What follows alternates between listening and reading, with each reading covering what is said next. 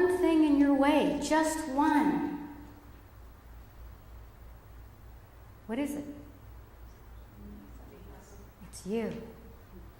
There's only one thing in your way from having all the love, all the abundance, and everything that you ever desire. There's only one thing in the way, and that's you. So it's easy. I mean, if it's you, you can change it.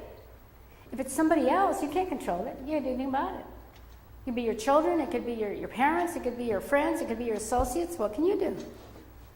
But you can change you, because you make a different choice, you take different actions, and you make different results. So that's freedom. It's when you really know that it's you, with no blame, no shame, no guilt, just love and acceptance. So when we begin with you and we end with you, that's transformation. Every social structure that you have in social consciousness, education, politics, welfare, familial, judicial, every single system, economic, that has been created in social consciousness is based in the head. It's fear. And look what we've created. How do we have education? How is our economic system? So you look at every single judicial system. How does it work? You look at all of the systems, and they're based on the head. Now, what would happen if we quiet the head, open the heart, and start creating from love? What would happen to the wars? How would the love reflect back to us outside if we created that peace and love inside?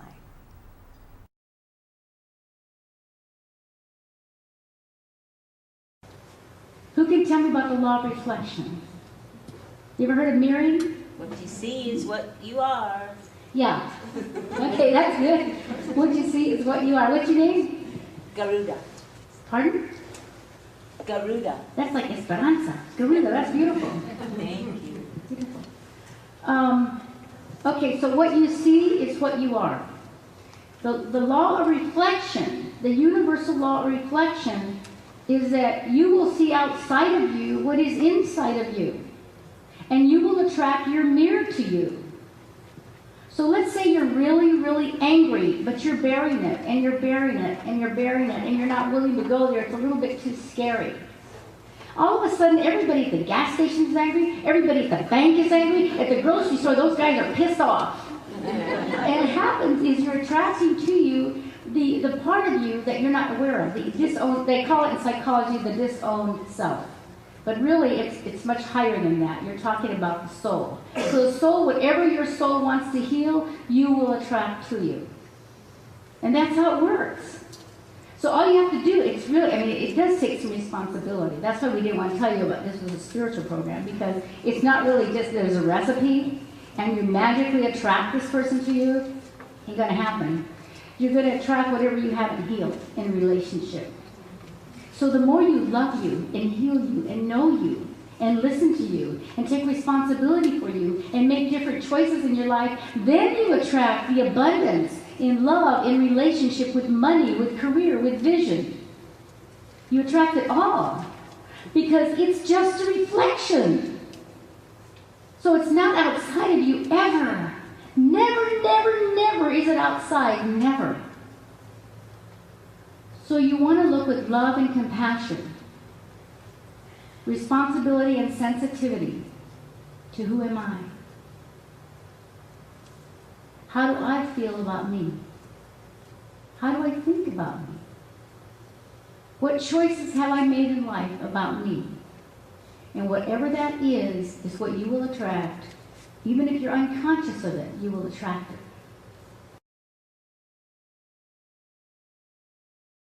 So that's how it is, and it's very, very simple. It's you know you choose you feel you sense you hear you, and you're wonderful, and you're okay, and you embrace you. Everything's perfect. Anything you did is perfect. Anything you didn't do is perfect. It's all okay. Nobody's judging you but you. And when you stop judging you, you're not going to even interpret or perceive that people are judging you. You're going to see them just being who they are. And it frees you. So you want to feel the feeling, experience the feeling, feel the feeling, experience the feeling. And right now, feeling, and feeling. And then notice what happens to you. Notice inside of you when you feel that feeling. Right behind it is your peace, is your love, is your divinity. Because you're walking the human experience. What brings us in common in this dimension, in social consciousness, is the heart. The heart's eternal. We can all connect in the heart. I don't care what group I talk to. If I share my heart and my experience, they're right there. They're right with you. But if you don't accept you, how are you going to have other people accept you? If you don't love you and you don't create the relationship with yourself that you want, how do you think you're going to create it with somebody else? Very wise, somebody said this just recently. If you don't love you, how are you going to create it with somebody else? They can't mirror to you what you're not. So your only freedom is to get to know you and to get to love you.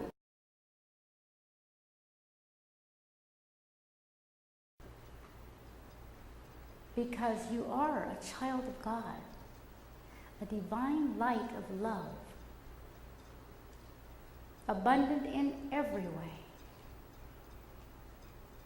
And the only person that can stop you, the only person that can block you from having all of it is you. And that's what's been happening. That's where you got stuck.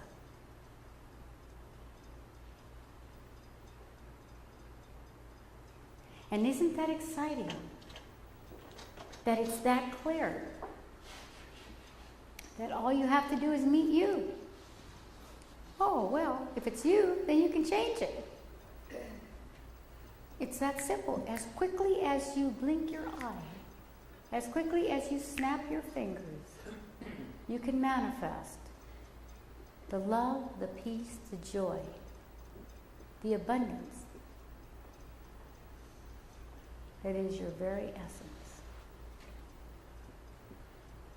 I can guarantee you, you will never find it outside of you. Never.